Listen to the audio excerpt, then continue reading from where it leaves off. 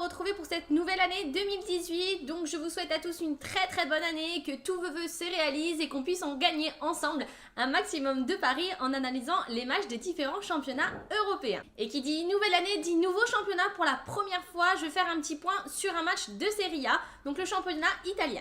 Et pour cette 20e journée en Italie, c'est le 9e, la Fiorentina, qui va accueillir dans son stade le 3e, l'Inter Milan. Alors c'est vrai que pendant les fêtes, on parle beaucoup du Boxing Day et des Anglais qui n'ont pas de trêve. Et pourtant, cette année, les Italiens n'ont pas encore eu le droit de se reposer pour le moment. Là, ils auront la possibilité d'avoir un petit temps de repos d'ici la semaine prochaine. Donc là, c'est le dernier match avant leur trêve. Donc là, il va falloir faire un petit peu attention. C'est vrai que les Italiens vont être un petit peu fatigués pour ce match.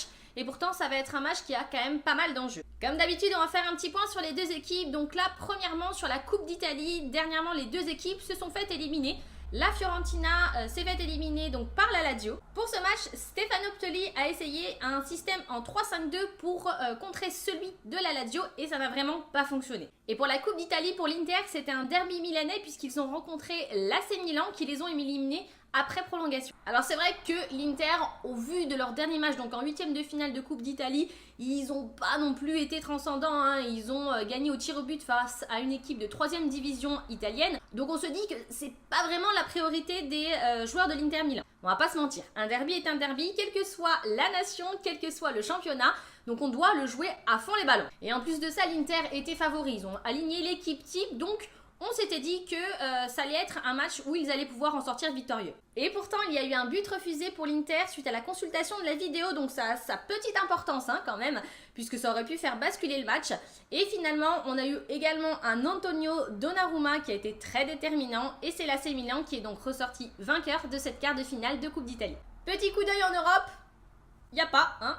Aucune des deux équipes ne s'est qualifiée l'année dernière, elles se sont retrouvées 7e et 8e du classement en championnat d'Italie. Donc pas d'Europe cette année pour la Fiorentina et l'Inter Milan, donc l'occasion de se concentrer toutes les deux sur le championnat. Autant vous dire que ces deux équipes misent donc gros sur ce duel avant la trêve. Alors du côté de la Fiorentina, il va y avoir sans aucun doute un 4-3-3 assez traditionnel, c'est leur système un petit peu favori et le système le plus sûr pour pouvoir contrer l'Inter Milan. Et on espère voir les petits Frenchies de la Fiorentina sur ce match-là. C'est un petit peu la pizza 4 fromages du championnat italien. Hein. Alors on a Esseric qui lui doit encore faire un petit peu ses preuves, à l'inverse de Jordan Verretou qui lui est un titulaire indiscutable de la Fio. Et puis on a également Tero qui lui est en très bon état de forme puisqu'il est meilleur buteur de la Viola ex aequo avec Simeone avec 6 réalisations chacun. Et le petit dernier, le plus italien de tous les Frenchies de la Fio, puisque lui, il a fait toute sa carrière professionnelle en Italie. Il est passé de la 7e division à la Fio, donc très beau parcours pour Lorini. Et pourtant, c'était pas gagné. Et du côté de l'Inter, un petit peu compliqué en ce moment. C'est vrai qu'ils avaient fait un début de saison assez impressionnant. Ils sont restés invaincus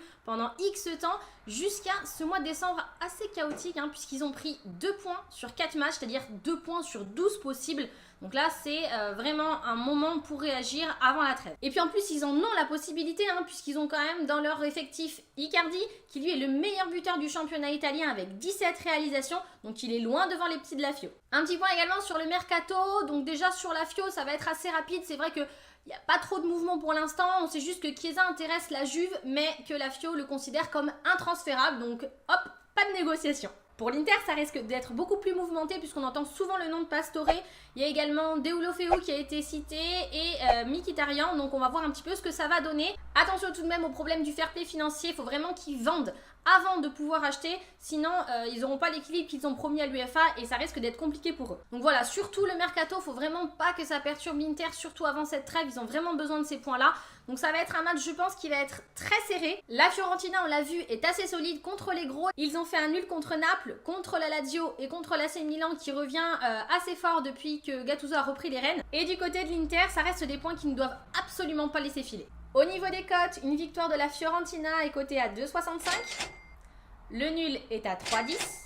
Et 2,45, c'est la cote pour la victoire de l'Inter Milan. Ce sont quand même de belles cotes, donc restez vigilants sur ce pari. Je vous souhaite à tous de passer un très bon match, un très bon week-end et une très belle année 2018. Ciao ciao les Dobidop!